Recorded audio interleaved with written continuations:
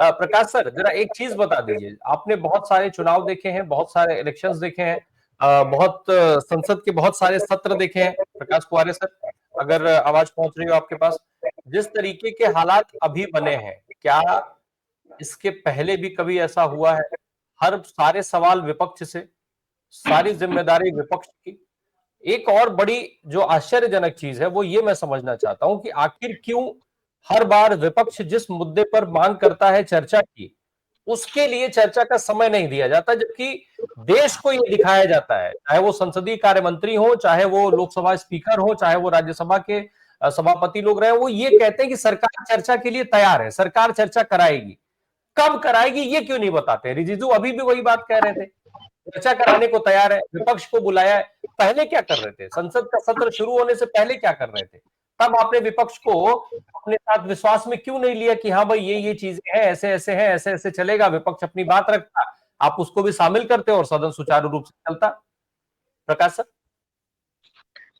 राम भाई देखिए, ऐसा है फिलहाल में जो देश के अंदर की जो परिस्थिति चल रही है, इसके अंदर से एक बात बिल्कुल साफ है कि अभी फिलहाल के अंदर लोगों का चुनाव का जो ये है उसके ऊपर अभी कोई विश्वास नहीं रहा। मेरा तो खुद का नहीं रहा है। अभी तो मैं ये समझता हूं कि क्यों लोगों का समय बर्बाद करते हो, क्यों देश का पैसा बर्बाद करते हो। अब एक बार डिक्लेयर कर दो, जाने दो, वो जैसे चाइना में है तह हयात टिल डेथ, मोदी जी ही पंतप्रधान रहेंगे। ऐसा एक बार डिक्लेयर खत्म कर दो यार, ये फालतू की नाटकबाजी।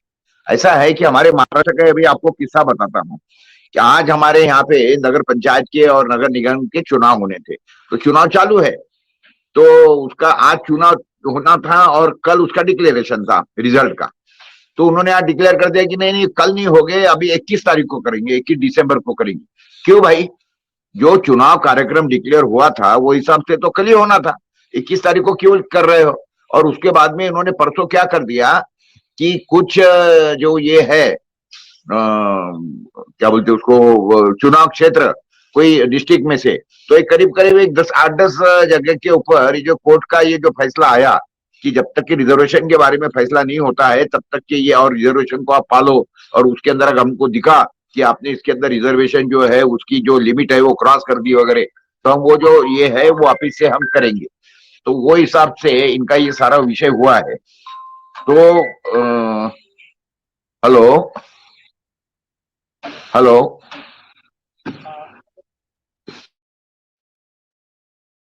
शायद प्रकाश सर का कुछ और इम्पोर्टेंट। नहीं, मैं बोल रहा हूँ। तो ऐसा है कि वो हिसाब से अभी कुछ क्षेत्रों के अंदर इन्होंने बोल दिया कि अभी नहीं होगा चुनाव, 10-15 जगह का उन्होंने कर दिया। फिर उसके ऊपर हमारे महाराष्ट्र के मुख्यमंत्री ने थोड़ी बहुत नौटंकी करवा दी कि नहीं ये क्या है, चुनाव आयोग खुद के दिल से कर रहा है, ये हो रहा है वो हो रहा है, ये क्या तमाशा लगा रखा है वगैरह करके। लेकिन ये सारी की सारी एक दिख रही है कि ये मिली भगत है, कंप्लीटली मिली भगत है। तो वो हिसाब से उसका उन्होंने ये पकड़ लिया और बोले कि अभी ये जो इसके डिक्लेरेशन है ये 21 तारीख को होंगे, क्योंकि जो कुछ 10-15 सीटों का हमने वापिस से री इलेक्शन करने के लिए बोला है, पोस्टपोन कर दिए, उसके बाद में हम करेंगे करके। अरे पहली बात तो आपने ये पोस्टपोन किए क्यों, एक विषय। और उसके बाद में ये है कि अभी उसका ये आपने 21 तारीख को क्यों करवा रहे हो, क्यों आपने 18-20 दिन उसको आगे ढकल दिए। तो कहने का मतलब क्या है, तमाशा चल रहा है साहब देश के अंदर, इतना बाल बिल्कुल पक्का है। और ये तो बात हाँ राम भाई जी सर, जिस तरीके से इलेक्शंस को लेकर के हम लगातार सवाल, हम क्या पूरा देश जिस तरीके का सवाल उठाता रहा है अभी तक, भाई हर बार ये हो रहा है, कुछ अजीब सी स्थितियां बनती हैं कि आप ऐसे ही देखा गया कि जब आप अगर दो अलग अलग स्टेट्स का चुनाव करा रहे हैं, एक छोटा एक बड़ा अगर स्टेट है, तो इलेक्शन की काउंटिंग एक साथ कराएंगे, उसमें गैपिंग रखेंगे 10 दिन की और फिर उसके बाद काउंटिंग कराएंगे। ये एक अजीब सी जो सीन, अजीब सा जो बन गया है। शायद इलेक्शन कमीशन वहां पे भी जो इलेक्शन के जिम्मेदार लोग हैं वो वही फॉलो करने की कोशिश कर रहे हैं। फिर उसके बाद क्या होता है, जहां भी भारतीय जनता पार्टी को अपनी हार का डर दिखता है उसके बाद तमाम सारे प्रयास किए जाते हैं। मैं आता हूं प्रकाश सर, अभी मनीष भाई नहीं क्या है, नहीं राम भाई जरा 1 मिनट सुनिए। बातें ऐसी है कि ये सारी बातें ये बिल्कुल स्पष्ट रूप से दर्शाती है कि इनको ईवीएम के अंदर कुछ तो भी हैकिंग करके हेरा फेरी करनी है, और इसके कई जगह के ऊपर इसके प्रूफ मिल गए हैं कि किस तरीके से ये राउटर लगी हुई गाड़ियां काउंटिंग सेशन के बाहर खड़ी रहती है और किस तरीके से वहां से वो हैकिंग वगैरह करते हैं, ये इसके अंदर कोई अभी बातें छुपी रही नहीं है। और दूसरी बात में ये जो बीएलओ का आप जिक्र कर रहे थे आपके इसके अंदर, तो देखिए बीएलओ जो है ना वो आत्महत्या नहीं कर रहे सर। ऐसे जो बीएलओ उनका जिनका जमीर जागरूक है वो ये बोलता है कि भाई ये मैं नहीं करूंगा, ये तुम क्या करने लगा रहे हो मेरे को, ये नाम हटाओ वो नाम हटाओ वगैरह ये वो। तो जिसका जमीर जागता है वो बोलता है कि भाई ये काम नहीं करूंगा और मेरा इसको विरोध है। तो फिर जिसका विरोध है वो बोलेंगे तो करता कि नहीं करता, नहीं है तो फिर उसको ठिकाने लगाते। मेरा बिल्कुल 100% स्पष्ट आरोप है कि बीएलओ की आत्महत्या नहीं हो रही है, उनकी हत्या की जा रही है और बहुत सोची समझे तरीके से उनकी हत्या हो रही है। क्योंकि एक बीएलओ का आज ये देखा, ये मेरा स्पष्ट आरोप है। और मैंने आज एक बीएलओ का ये देखा है कि उसने बोला कि अभी मैं इसके आगे ये झेल नहीं सकता हूं और मैं चुप नहीं रह सकता हूं, ये लिखा है उसने उसके सुसाइड के अंदर। यानी चुप नहीं रह सकते माने काय के ऊपर चुप नहीं रह सकते भाई। तो कहने का मतलब ऐसा है कि जब आदमी बोलता है कि भाई ये करो, और बीएलओ कौन है, शिक्षक है, वो बोले मैं इसका जवाब नहीं दे पाऊंगा लोगों को, तो क्या यानी क्योंकि इसको बोल रहे नाम हटाओ, ये करो वो करो। अभी वो जमीर जब उसका जाग गया है तो वो ये बोलता है कि भाई ये काम मैं नहीं करूंगा, क्योंकि जब लोग अगर मुझसे सवाल करेंगे तो उनके सवालों के जवाब नहीं दे पाऊं। तो इससे बात बिल्कुल स्पष्ट हो रही है कि बीएलओ की आत्महत्या नहीं हो रही है, बीएलओ की हत्या की जा रही है। जो बीएलओ इनका सुनता नहीं है उन बीएलओ को ये ठिकाने लगा रहे हैं, ये मेरा स्पष्ट आरोप है जी। प्रकाश कुआरे सर, रेणुका चौधरी तो कह रही है कि असली डसने वाले और काटने वाले पार्लियामेंट में बैठे हुए हैं और वो तो साबित भी हो रहा है, एक के बाद एक जाने जा रही है। जो बात अभी आप कह रहे थे, किस पर चर्चा की जाए, रेणुका चौधरी पर कि डसने काटने वालों पर?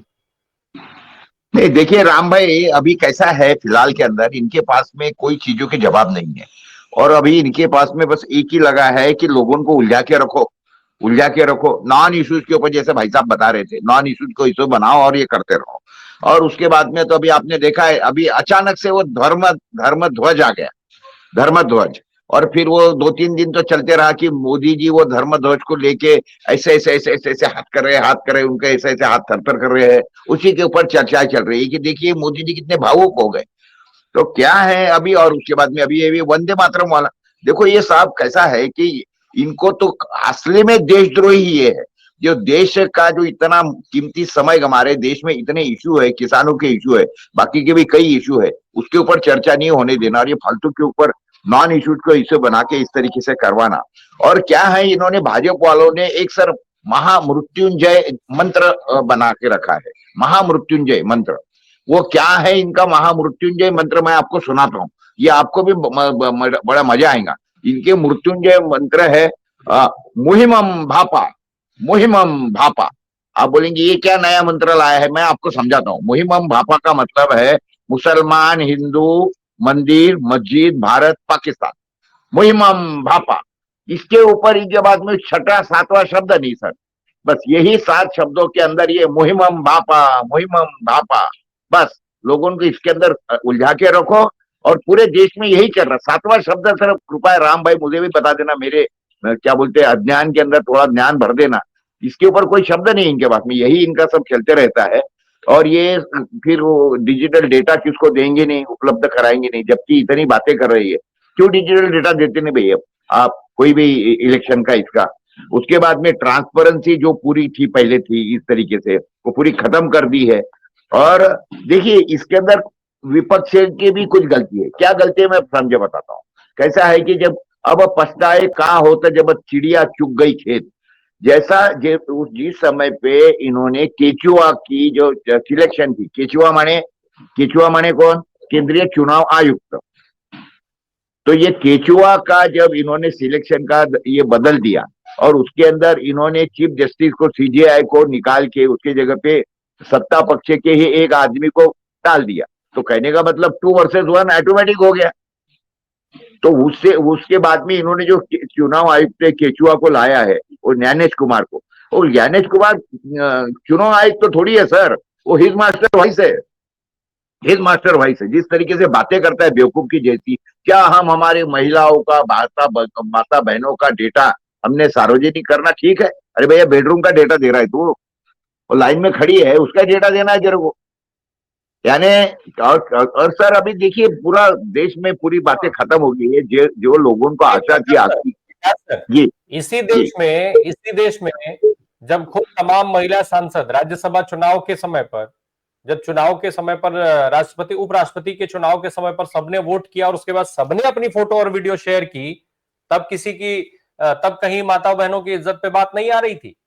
चुनाव के समय, वो बिहार माता चुनाव बहने के थोड़ी है, समय वो तो हमारी वो माता बहनें नहीं थी, वो बिहार तो चुनाव संसद के थी। समय पर इसी सांसद माता इलेक्शन बहन थोड़ी कमीशन होती है। जी नहीं, ये तो क्या है, अभी सब बातें हमारे लिए चर्चा की हो गई है। अभी देश के अंदर तो बातें ऐसी है कि वो रास्ते पे उतरे सिवा अभी कोई होने वाला नहीं है, और रास्ते में ये देश में लोग नहीं उतरना चाहिए। इन्होंने इसके लिए क्या किया है कि जो रास्ते पे उतरने वाले लोग हैं उनको ये 5 किलो चावल राशन वगैरह, उसके बाद में ये 1500 रुपए बहनों को, 10,000 रुपए इनको, और जिसको बोलते हैं ना, लोगों को आशा में लगा के रखा है। देखिए, श्रीलंका हो गई है, नेपाल हो गया, ये सारे जगह पे लोग रास्ते पे क्यों उतरे, और उतरने वाले कौन है? राम रहा है, प्रकाश पोर है, या हमारे जितने भी पैनलिस्ट बैठे हुए, इनमें से तो कोई रास्ते पे आने वाले नहीं साहब। हम तो आने वाले ये चैनलों के ऊपर आने वाले, रास्ते पे उतरने वाले वो लोग दूसरे रहते। उन लोगों को तो इन्होंने इतना रोजमर्रा की जिंदगी में फंसा के रखा है, उनको बेचारों को सांस लेने की फुर्सत नहीं। बिल्कुल किसानों को कुछ सुधर नहीं रहा है, बच्चों को कुछ सुधर नहीं रहा है, उनको नौकरी नहीं है, उनके पास में पैसा नहीं है। और उसके बाद में सबको, आपको, और सबसे गंभीर बात बताता हूं मैं आपको, आप चैनल खोलिए, व्हाट्सएप खोलिए, देखिए इतनी नंगी नंगी सारी की सारी फोटो। और ये देखो, एक जमाने में आता था वो क्या बोलते उसको, वो जुआ आता था, यानी कहने का मतलब वो चल रहा था ना बीच में, जिसके ऊपर अभी इन्होंने बैन लगा दिया कि जुआ खेलो, पत्ते खेलो, रमी खेलो, वो था। ऑनलाइन अभी वो गेमिंग बैन एप्स। वगैरह हटा दिया। अभी आप देखिए, कोई भी चैनल खोलो, मुझे तो डर लगता है हमारे छोटे बच्चों को और मेरे पोतियों को मोबाइल देने का, देखते रहती है। उसके अंदर सारे सर पोर्नो पोर्नो के वीडियो चल रहे हैं, पूरे दनादन आते रहते हैं। सब हमारे जो जवान बच्चे हैं जिनकी शादी अभी हो नहीं रही है, शादियां नहीं हो रही है किसानों के बच्चों की, तो वो सारे के सारे, ये अगर इस तरीके से जो आदमी को उत्तेजित करते हैं, ऐसे अगर वीडियो देखेंगे तो होने वाला क्या है सर? यही होने वाला है, और ये जानबूझ के लाए सर। जी सरकार का इससे कोई कंसर्न नहीं है सर। सरकार फिलहाल 24 घंटे जो है वो चुनाव कैसे जीतने हैं इसकी प्रैक्टिस हो रही है, उसी की प्रैक्टिस में वो लगे हुए हैं और वही उनका मोटिव है। कल मोदी जी जो ज्ञान देखिए बता तो रहे थे डिलीवरी पर ड्रामे की सब कहानी, खैर